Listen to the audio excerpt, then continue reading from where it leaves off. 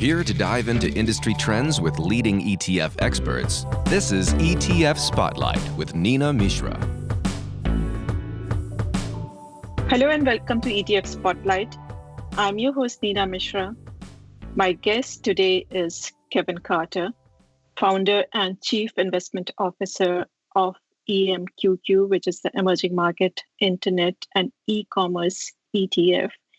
It is the best performing emerging market fund this year, last 1 year, last 3 years, and last 5 years. Wow, very impressive performance. Kevin, welcome. Thanks so much for joining us. Thank you. Glad to be here. Okay, so I wanted to start with the performance of some of the Chinese tech companies. And before that, a quick word about the US tech companies. So last week, 4 out of 5 biggest tech companies, which is Apple, Amazon, Facebook, Google, they reported their second quarter results, and they combined earned more than $28 billion. Of course, their shares soared after the results, adding more than $250 billion to their market capitalizations, and their total capitalization above $5 trillion. And of course, investors continue to pour money into these tech giants because they benefit from increasing digitization. They offer phenomenal growth potential, and as of now, growth cannot be found, in a lot of other places. But some of the Chinese tech companies have also done very well. For example, JD.com is up more than 80% this year, and they continue to do well. The recent performance has also been very good, and this is despite looming US government action in the coming days against some of the Chinese apps, which includes TikTok and probably Tencent's WeChat, because US government feels that these apps are feeding the data directly to the Chinese Communist Party. And there was a bill in the Senate that could force Chinese companies to delist from the US exchanges.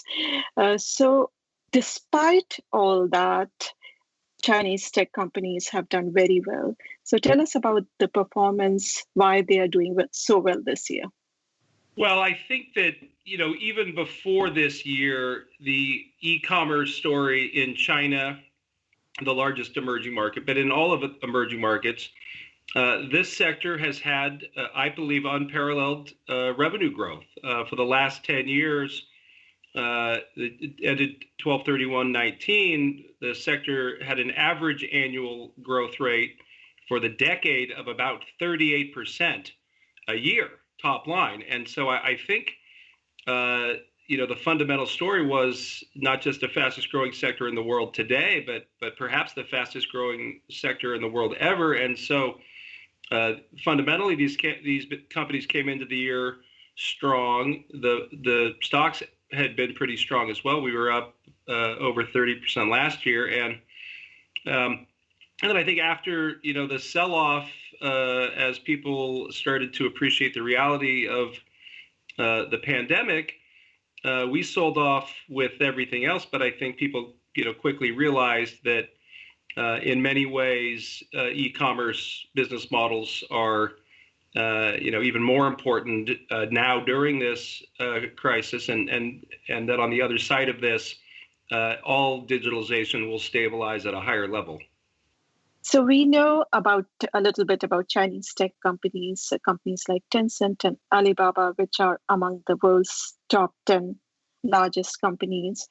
And one of the reasons why Chinese tech companies become so big, it's because the Chinese government imposes restrictions on foreign companies' operations in the country. And China is, of course, home to 1.4 billion people, and the middle class in that country is expanding. Their incomes are rising fast. But this story, the growth of e-commerce and internet is not limited to China. It is an emerging market story. All those companies are doing so well in emerging markets. So tell us a little bit about the growth of internet and e-commerce in emerging markets. Well, what's happening is a confluence of three mega trends at the same time.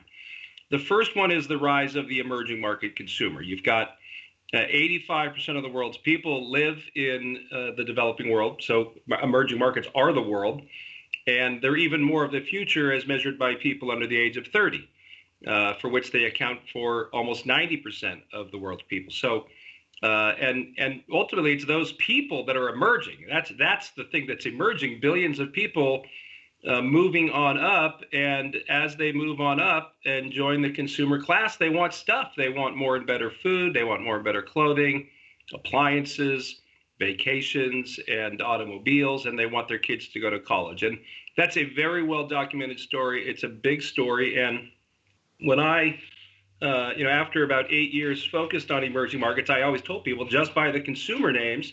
And there was an ETF that tracks the emerging market consumer names, but about 6 years ago, I realized that my consumption was changing, and it was changing largely because of the smartphone.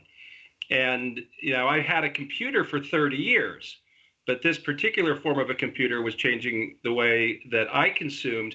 So if you map that over to the developing world and all these billions of consumers, most of them, the vast majority of them, have never had a computer before, and they're getting their first ever computer. So the second mega trend is one we take for granted, but it's the computer.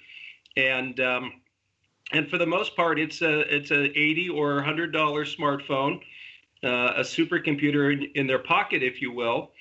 And it's bringing with it the third mega trend, which we also take for granted, which is called the internet.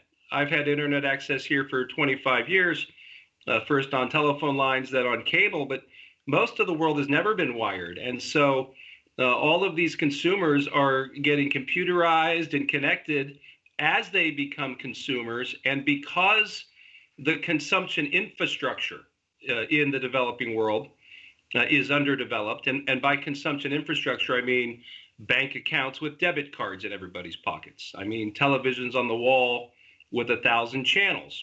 And I mean Target stores. Because those things don't exist, all of these consumers, whether it's Western China or India or Brazil or Africa, they're leapfrogging traditional consumption.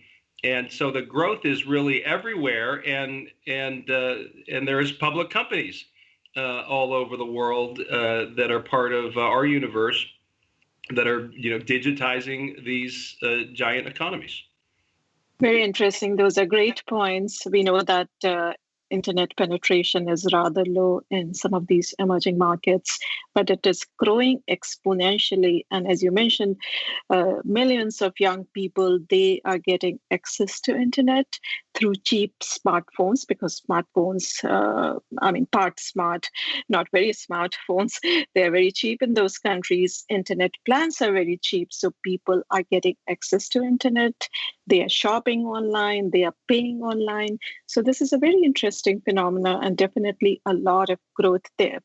Now, I wanted to talk about how coronavirus has impacted those trends. We know here in the US, e-commerce and internet digitization, all that has grown very fast in the past few months. Probably we have seen about 6 years worth of digitization in just past 6 months.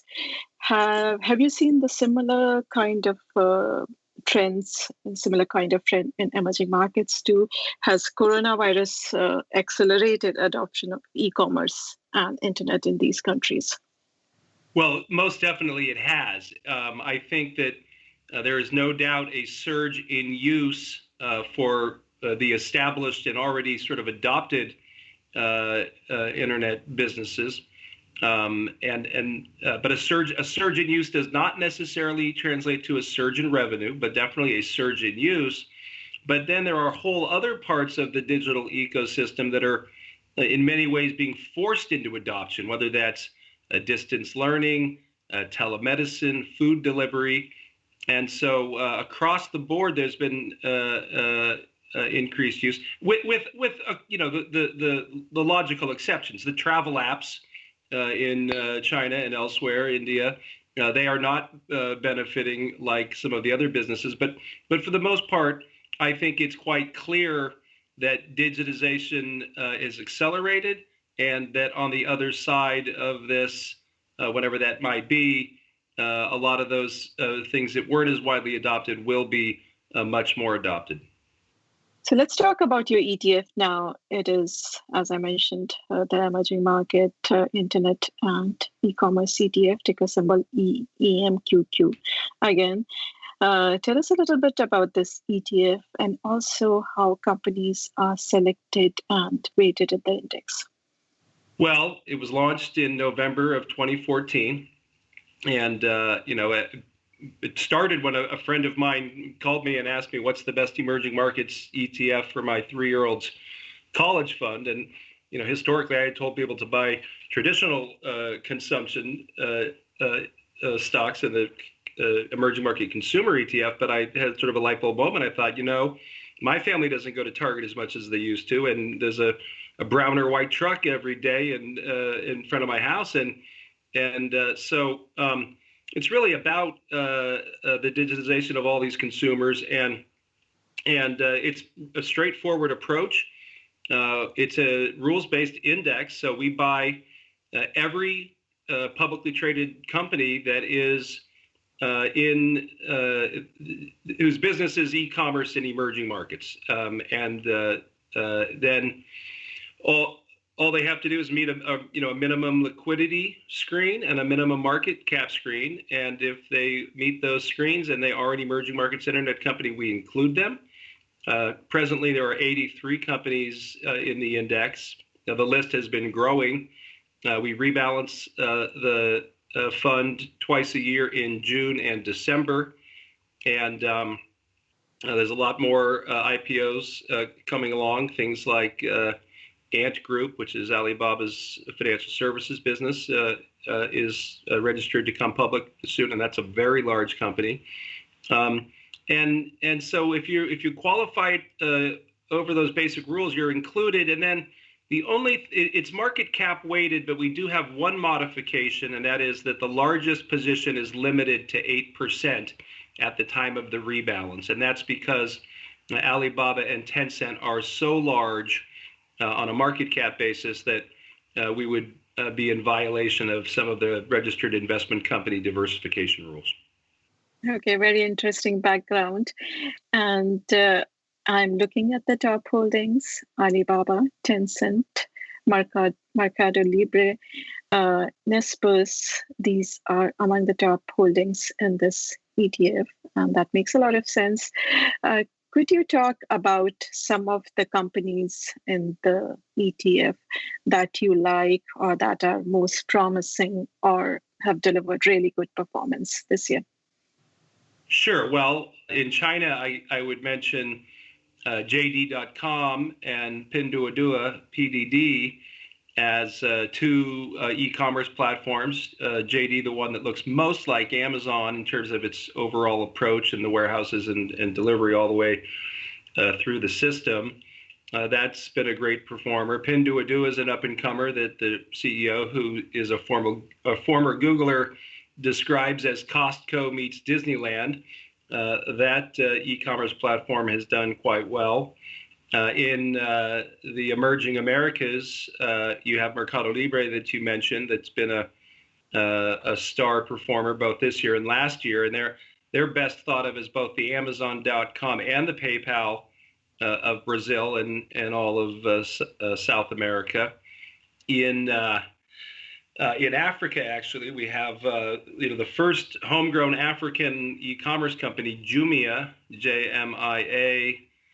Ticker symbol. That company came public last year, and to a lot of fanfare. Now the stock ran up a lot. People were excited about the idea of getting in early on the Amazon.com of Africa, but that stock later had a very significant decline. But it's come roaring back pretty strong this year. So those are some names. I guess one other I would mention one of my personal favorites is a Brazilian fintech company that trades on the NASDAQ. It's called Stone. Ticker is STNE. And Stone is a Brazilian payments company. And but we're really with eyes on taking over a large piece of the South American banking business. And its IPO, its investors included Berkshire Hathaway that bought, I think, 8% of the IPO. And I think that might be the only IPO that Berkshire Hathaway's ever invested in. So those are a few of the names that aren't as well known as Alibaba and Tencent, but I think are exciting to know about. Very interesting. So do you think investors should look at emerging markets in the current environment? How will coronavirus crisis impact emerging markets? And why should they look at an ETF like EMQQ rather than investing in a broader emerging markets ETF like EEM? And of course, if you look at the performance, EMQQ has significantly outperformed EEM over the past few years and this year as well. So do you think that performance can continue? Why should investors consider the ETF and hold it in their portfolio? Okay, well, I'm obviously biased in this, but I will, I always try to speak with my brain of brains and heart of hearts about this. But, there's a real problem with traditional emerging markets ETFs. And I have, from the first day I got involved, I was troubled by the very heavy concentration in state-owned enterprises, government-owned banks and oil companies that dominate the China indexes a lot, and they state-owned enterprises are about a third of the broad emerging market ETFs. And these are government-owned companies that are, if you think about the Department of Motor Vehicles meets your bank, these are not the most efficient companies. They've got lots of conflicts of interest. The Chinese state-owned banks make loans to companies that would otherwise not get loans, but they, want to prop them up. So I think the indexes, the traditional indexes, are broken, and you don't have to look very far to see this. In Brazil, you've got Petrobras, the giant Brazilian state-owned oil company that was basically being looted by the elite of Brazil, including a lot of their government officials, and including the last two presidents of Brazil, who are basically in jail for stealing your money if you own EEM or VWO or one of the broad market funds. And that problem is even worse if you count it's about, as I said, it's about a third of the index's state-owned enterprises. But if you counted the former Soviet state-owned enterprises and the Korean chaebol in Korea, it's more like half of the index. And those companies have a lot of problems, including presidents and executives going to jail, like the last two chairmen of Samsung and the last president of Korea. So that's why I think you should really avoid the broad emerging market indexes and the ETFs that track them. And I think that, people look at the MSCI Emerging Markets Index, which EEM tracks, and they say, well, gee, the PE multiple is so low, it's 10 or 12, and the S&P 500 is 20. And we know emerging market economies are growing twice as fast, so this must be a bargain. And I think that is the ultimate value trap. I think if you really knew what the Agricultural Bank of China was, I think a 12 PE is way too high for a business like that. So I spent a lot of time in the earlier and mid part of my China and emerging market years up in and around New York City with a number of large foundations and endowments and family offices. And I think investors need to embrace an emerging markets 3.0 approach, which is to leave behind the broad indexes and the legacy economy that they represent and get a little bit more targeted and precise in capturing the growth. And I think that EMQQ is at the tip of the spear in capturing it. Makes a lot of sense. It has definitely captured a lot of growth in those countries. What I see is this ETF is currently dominated by China. About 60% of the portfolio is in Chinese companies. So should investors be concerned at all about rising trade tensions between the US and China and the possibility of delisting Chinese tech giants from the US. And in the coming years, will we see more diversification in this ETF as more, younger companies in countries like India go public, which is not the case as of now? Well, so you're right about the allocation. It is heavily China, and we're limited to the publicly traded companies, and we don't put any barriers on size of country or minimums for country. And while we have had IPOs and growth in places like Brazil and Africa, there's still Chinese internet companies coming public and growing. So it's been pretty steady at that amount. And to your more important question regarding the tensions between the U.S. and China, this is a real problem. And I 15 years ago, when I first dove deep into China, I remember very distinctly having this thought that eventually Americans are going to warm up to China and see the beauty of their people and their culture. And understand how they got to be where they are, their government in particular, and their form of leading the country. I don't think these are evil people with bad intentions to spy on us or any of the things that people talk about. But I was wrong. We have not warmed up. The feelings towards China are increasingly negative, and I think it's quite unfortunate. I think that the reality is that we're the two largest economies. We're incredibly intertwined in so many ways, and so I worry about the trade tensions. As regards to the delisting situation, I've spent a pretty decent amount of time digging into this situation, and it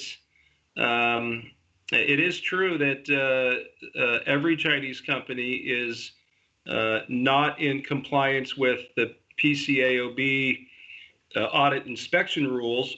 I think that's largely because many of these companies, particularly the state-owned enterprises, were trading here before Sarbanes-Oxley and the PCAOB was put into place. I don't think that China's hiding anything necessarily. I think that all of our companies are legitimate and real and don't recall any significant accounting irregularities in our businesses. But the fact is that for 18 years since Sarbanes-Oxley has been put in place, we have not enforced the rule. The rule being that the PCAOB has the ability to edit or to review the audits of the and the audit notes for these companies.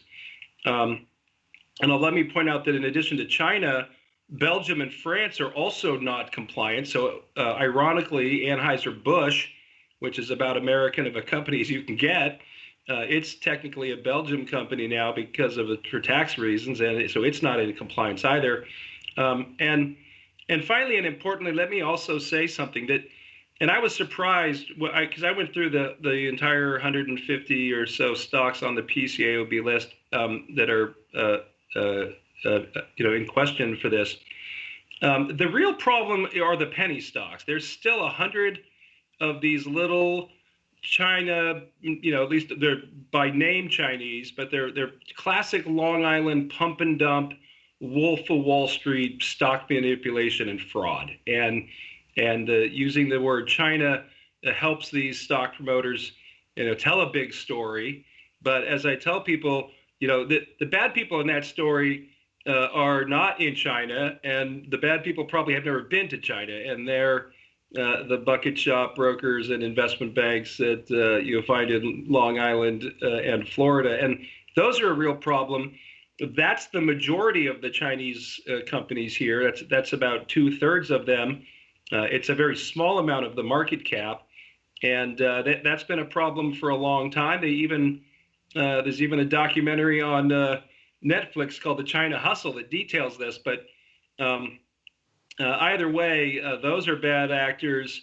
The 25 or so internet companies, I think, are good actors. And so I don't know how this will play out. The House would need to take up the bill and pass it, and then the president would sign it. There'll be a lot of lobbyists involved trying to keep that from happening. And that's why, frankly, why the PCAOB's authority has been, that these companies have been in violation, because the lobbyist 18 years ago said, hey, you can't expect the U.S. government accounting operation to go in and dig around and sniff around in a Chinese state-owned oil company, Sinopec, for example. So I'm troubled by all the tensions between us and China, but the market climbs a wall of worry, and there's always something to worry about. Great points. And despite all the uncertainty and COVID, China is still one of the top performing stock markets this year. This ETF is the best way to invest in growthiest companies, not only in China, but the entire emerging market universe. That's all we have time for today. Kevin, thanks again for joining us. Thanks for having me. Thanks for listening. If you want to learn more about this ETF, please visit EMQQETF.com. Make sure to be on the lookout for the next edition of ETF Spotlight, and also make sure to subscribe. If you have any comments or questions, please email podcast@zacks.com. This material is being provided for informational purposes only, and nothing herein constitutes investment, legal, accounting, or tax advice, or a recommendation to buy, sell, or hold a security. Do not act or rely upon the information and advice given in this podcast without seeking the services of competent and professional legal, tax, or accounting counsel. Publication and distribution of this podcast is not intended to create, and the information contained herein does not constitute an attorney-client relationship. No recommendation or advice is being given as to whether any investment or strategy is suitable for a particular investor. It should not be assumed that any investments in securities, companies, sectors, or markets identified and described were or will be profitable. All information is current as of the date herein and is subject to change without notice. Any views or opinions expressed may not reflect those of Zacks Investment Research as a whole.